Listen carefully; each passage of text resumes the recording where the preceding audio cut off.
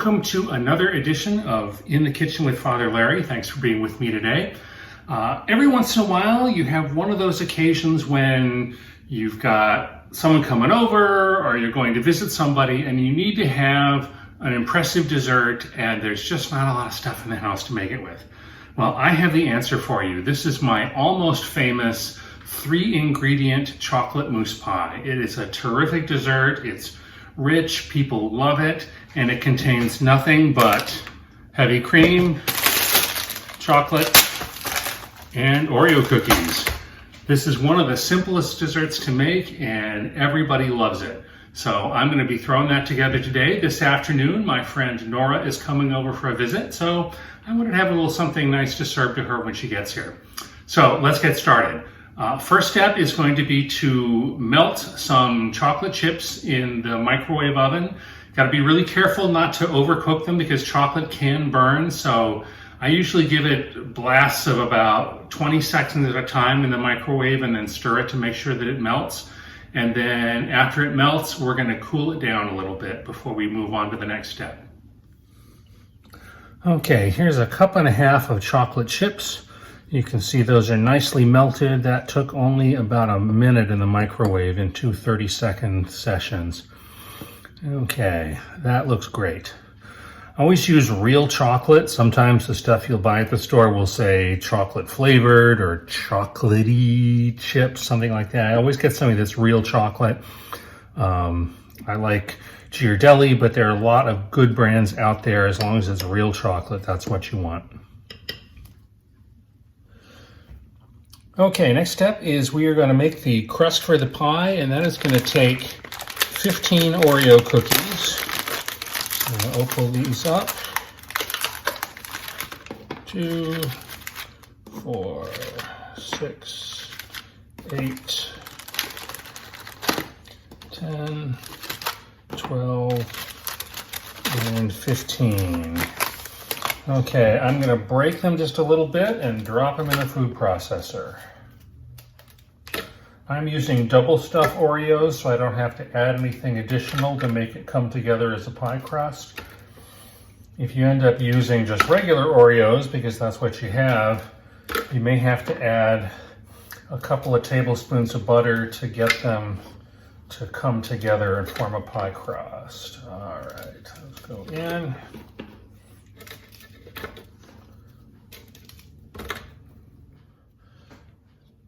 Okay, I'm just going to pulse those until it turns into crumbs.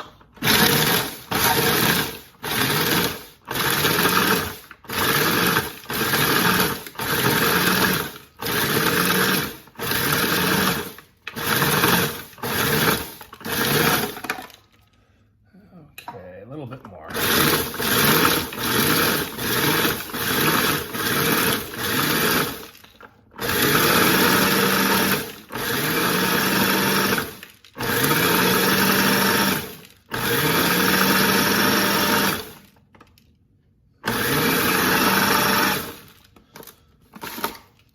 Okay,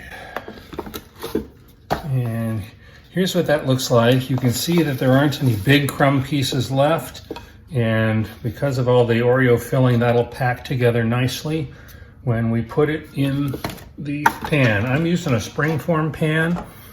You could just as easily decide to use a regular pie pan.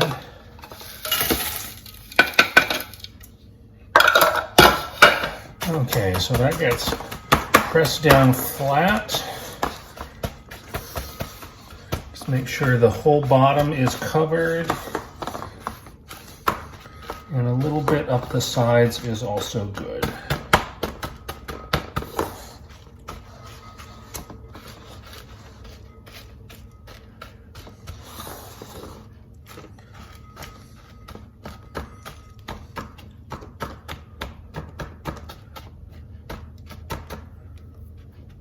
Okay, now I'm going to pop that into a 350-degree oven for about 10 minutes just to set it a little bit, and then we'll be ready to work on the filling. Okay, the pie crust is out of the oven. It only took about 5 minutes, so be sure you watch it carefully. You just need it to set a little bit. It doesn't actually have to cook, so 5 minutes was enough to do it this time. Now to make the filling, we're going to start with some heavy whipping cream. And I'm going to whip up about a cup of the whipping cream, about half. There we go.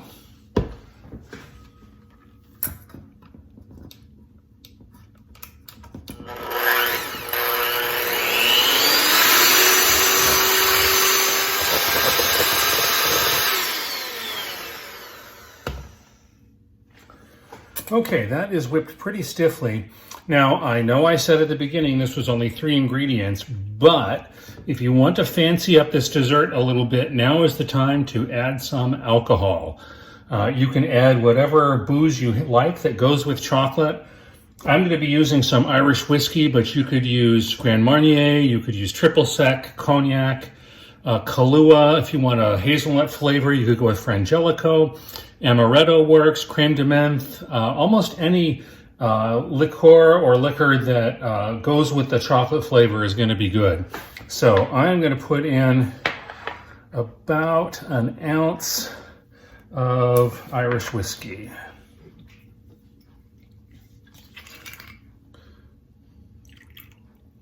There we go.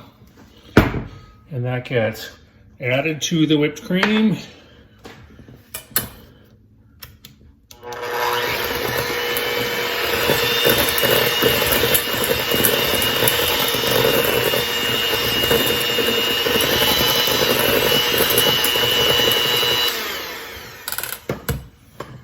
Okay, now the secret of combining the chocolate and the whipped cream is you take a little bit of the, get the spoon out of here, you take a little bit of the whipped cream and you whip it into the chocolate first to lighten it up. So I'm going to take a good sized spoonful of the whipped cream. And I'm just going to mix that into the chocolate first.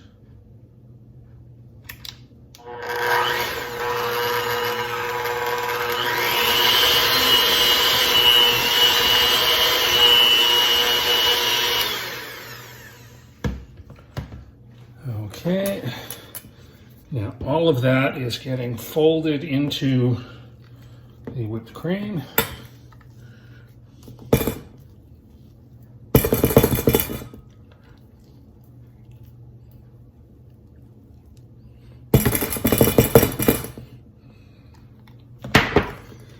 And we mix it all together.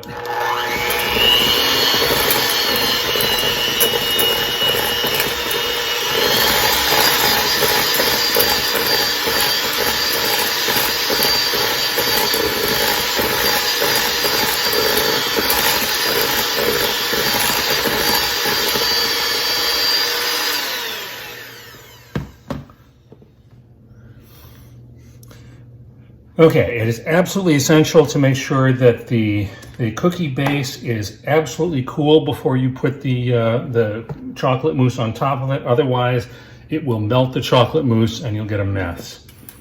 So, let's turn this out. It's okay if it's not perfectly mixed. If there are a little bit of lighter colored bits in it, that works just as well. Okay, here we go.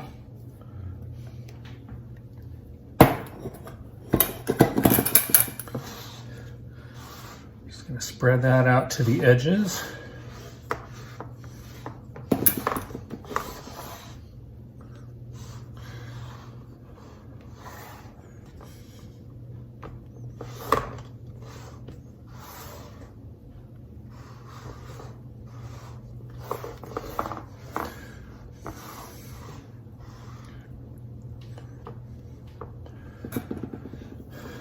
Okay, there it is. Now it doesn't have to be perfectly flat on top because I'm going to cover it with whipped cream before I serve it.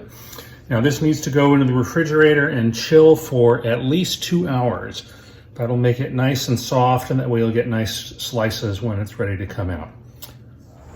Okay, so I am in my sister and brother-in-law's backyard with my friend Nora Bradbury Hale. Nora, welcome. Thank you. You are the first official guest on one of my in the kitchen videos, and we're not even in the kitchen. This is really exciting.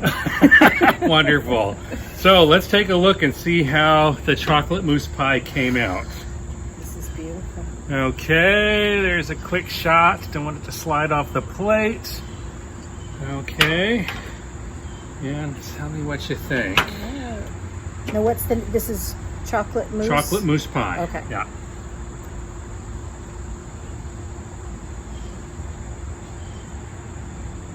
That's very good. Can you taste a little bit of Jameson's in there? I can. It's just got a little bit of a tang. Yeah. No, Very this nice. has only 4 ingredients. Okay. It's made with Oreos, chocolate chips, whipped cream, and a little bit of Jameson. The crust is so nice and crisp. Yeah, It's nice and crunchy. It's Oreo cookies that you whiz around in the food processor and then bake for about 5 minutes to get them set, and then off you go. All right. So, Nora, thank you so much for being here. It's great to see you. Here's to you. Cheers. Thank you. See you again soon. Thanks, Brother Larry. Okay, thank you for being with me today, and my thanks to my friend Nora Bradbury Hale for being my taste tester with this recipe. Thanks especially to my sister Linda and brother-in-law George for the use of their kitchen. If you've been watching this video on Facebook, please feel free to like and share and comment on it. If you are watching it on YouTube, please subscribe to my YouTube channel, and then you'll get notified every time I post a new video. Thanks so much, God bless, and see you next time in the kitchen.